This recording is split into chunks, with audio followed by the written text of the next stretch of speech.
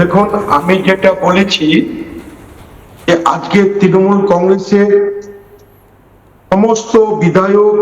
সমস্ত বলতে 80 জনের মধ্যে 71 জন বিধায়ক, সংসদের 28 জনের মধ্যে প্রায় 22 জন, রাজ্যসভার 13 জনের মধ্যে প্রায় 8 জন, এবং যারা বিভিন্ন জেলা সভাপতি ছিলেন 80% জেলা তৃণমূল কংগ্রেসের সভাপতিগণ, তৃণমূল কংগ্রেসের রাজ্য কমিটিতে ছিলেন, শাখা সংগঠনের নেতৃত্বে ছিলেন, তারা আমাদের এই ব্লকের সঙ্গে তারা যোগাযোগ রাখছে এবং তাদের মূল দাবি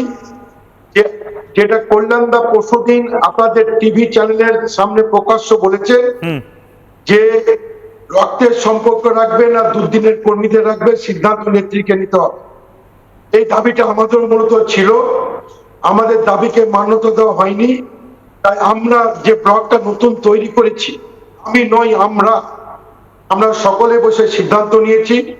সারা বাংলা জন্মলগ্ন থেকে যারা তৃণমূল কংগ্রেসের সঙ্গে যুক্ত আছেন, নেত্রীর সঙ্গে যুক্ত আছেন,